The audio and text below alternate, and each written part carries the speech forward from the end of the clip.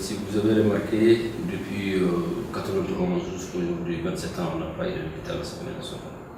Et j'ai entendu, je dirais, l'autre association dire que la question pouvait se régler par exemple loi organique. La question qu'il faut poser ici, si la question pouvait se régler par une loi organique, pourquoi avoir attendu 27 ans? Et nous avons compris depuis 27 ans, les Maliens établis à l'extérieur n'ont pas une institution financière pour les aider dans leur pays d'accueil, pour mieux développer leurs activités, créer de la richesse et pouvoir revenir au pays, ou en tout cas faire bénéficier de l'expérience et de la richesse créée, parce que les Maliens, quand ils trouvent quelque chose, ils viennent chez nous. Et ça n'a pas été fait. Nous avons également constaté que le gouvernement n'a jamais voulu compter le nombre de Maliens qui à l'extérieur. Ils n'ont pas voulu parce que s'ils comptent notre nombre et que nous avons une institution financière et nous avons exigé nos droits, parce qu'il n'y a pas de Maliens de l'extérieur, il y a Maliens établis à l'extérieur. En Bambara, quand vous le traduisez, c'est Kokamalien. On dit Kokamalien, nous sommes des Maliens établis à l'extérieur. On est tout simplement des Maliens, nous sommes des Maliens Koka. Donc le refus de députation, et moi je ne quitte pas tout à fait l'État, je quitte plutôt l'association à l'époque qui gérait la question. L'arrivée de CSDM, nous avons fait le cheval de bataille. Et à cet effet, il fallait attendre la fin du mandat. On est né en 2015, la fin du mandat était cette année, on a entendu la convocation du collège électoral. Nous avons été le gouvernement pour le demander. Cette fois-ci, on fait absolument avoir le député à l'Assemblée nationale. C'est la lettre que le CSDM a écrite au gouvernement qui a été jointe à l'avis de réunion de tous les partis politiques. Il y avait des ordres du jour. La députation de Maliens à l'extérieur et le report des élections. Donc, vous savez, quand une association attire l'attention d'un État sur ces questions et que notre proposition a été retenue, parce que l'élection a été quand même repoussée, et il vous souviendra également, lors de la dernière tentative de révision constitutionnelle, tous les députés ont voté à l'unanimité et la représentation des Maliens établis à l'extérieur de l'hémicycle. Donc nous en félicitons d'avoir réussi en tout cas à convaincre d'une façon assez claire et précise. Et tout ce qui peut vous décider à contribuer à ce qu'on a députés ont été convaincus de la nécessité. Donc notre présentation au niveau de l'hémicycle, c'est juste une question de temps.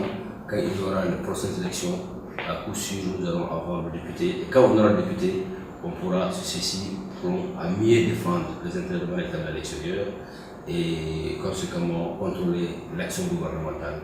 C'est ça l'objectif visé de cette l'émission du Conseil de la Diaspora malienne, c'est le bien-être de Maliens établis à l'extérieur. Nous avons le même droit, nous avons aussi le même devoir, nous avons aussi des obligations. La Constitution malienne ne fait pas de différence entre Maliens établis à l'extérieur ou Maliens qui est à l'intérieur. À l'article 110, les Maliens établis à l'extérieur, on est représenté au Haut Conseil de collectivité, Conseil économique et social. Pour des raisons diverses, la Constitution de 1992 n'a pas tenu compte de la demande des Maliens à l'époque de l'extérieur, établis à l'extérieur d'avoir des députés. Alors nous sommes conscients de cette situation. Nous savons également pourquoi le gouvernement n'a jamais voulu qu'on ait des députés au sein de l'hémicycle, parce que simplement, ça serait difficile pour eux à gérer et les Maliens établis à l'extérieur. C'était une question purement électorale. Et nous refusons fermement et catégoriquement d'être juste une association d'accueil des officiels à campagne électorale. Parce que ce qui en fait, ils en ont fait le conseil. C'est devenu une association d'accueil des officiels à campagne électorale.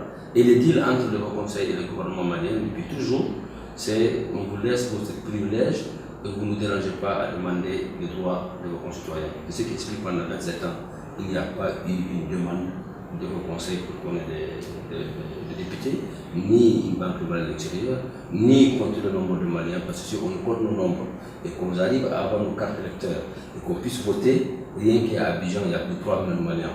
Donc ce serait les Maliens établis à l'extérieur qui vont certainement contribuer fortement à aider le président de la République. Donc l'arrivée de CSDM a créé un équilibre. L'arrivée de CSDM a permis aux Maliens établis à l'extérieur de comprendre leurs droits et leurs devoirs. L'arrivée de CSDM permet également au gouvernement d'avoir une vie d'ensemble Parce qu'une chose apparaît mieux quand il est comparé. Donc aujourd'hui, les associations travaillent et le travail que nous menons sur le terrain permettra aux Maliens établis à l'extérieur d'exercer pleinement leurs droits. Les droits, c'est quoi? À l'article 7 de la Constitution, tout Malien a le libre choix d'adhérer à une association de son choix. Un Malien établi à l'extérieur n'est pas forcément un membre de la Conseil de l'extérieur. Il n'est pas forcément membre de CSDM. D'ailleurs, ceux qui sont ni membres de CSDM ni au Conseil sont plus nombreux que ceux qui sont dans l'association. Donc nous parlons au nom de nos membres. On ne parle pas au nom du membre du Conseil. Mais tout autre Malien qui n'est ni membre de CSDM ni au Conseil, quand il viendra vers nous, nous ferons en sorte que ce problème soit pris en compte et nous le défendrons. Et d'avoir un comportement républicain. Nous voyons un certain nombre de choses ces temps-ci qui nous honorent pas beaucoup. Et quand on a des obligations, quand on a des droits, je veux dire, on a aussi des obligations. Être républicain et dans un pays démocratique, la démocratie est un dogme qui est régi par des principes, et quand on y adhère, on doit le respecter. De respecter ce dogme qui est notre démocratie, et exercer vos droits, c'est vrai, mais pensez également aux actes que vous posez. Ces actes peuvent être des fois très mal perçus, et l'image peut ternir certains efforts qu'ils sont en train de faire. On a besoin de tout le monde pour que le Mali puisse être vu, un pays bien organisé, un pays respecté, respectable. Et nous avons l'obligation d'avoir ce comportement parce que nous avons 32 nationalités qui sont au Mali, qui veillent aujourd'hui. C'est notre avenir, notre devenir. Donc chacun de nous est ambassadeur dans son pays d'accueil, d'aller à son ambassade, prendre sa carte consulaire, parce que si vous n'apprenez pas votre carte consulaire, le consul ne peut pas vous aider en cas de difficulté. Et également, ça ne suffit pas de prendre également simplement la carte, essayer d'être en règle dans le pays d'accueil. Quand tu es dans un pays, il faut respecter les lois. Je viens du Congo, Brazzaville. Je n'ai jamais vu un pays qui a aussi intégré les étrangers, les Maliens que Congo Brazzaville.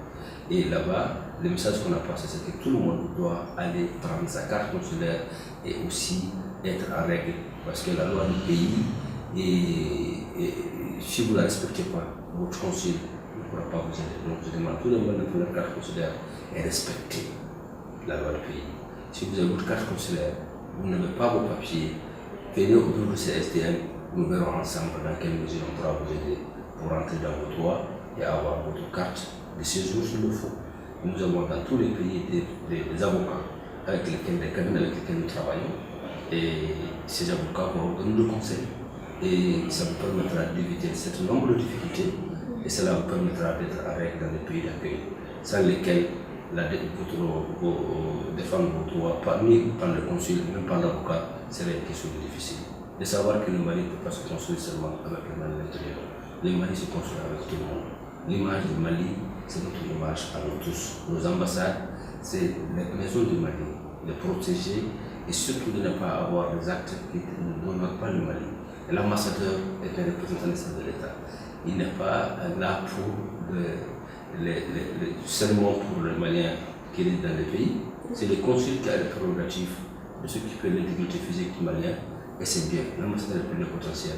Donc éviter un certain nombre d'actes qui va terminer l'image du Mali. C'est l'appel que je lance à tous les Maliens de savoir que ce Mali est notre Mali. Notre comportement à tous reflète l'image du Mali. Donc veillons à ce que nous ayons un comportement exemplaire comme les Maliens ont toujours su montrer là où c'est.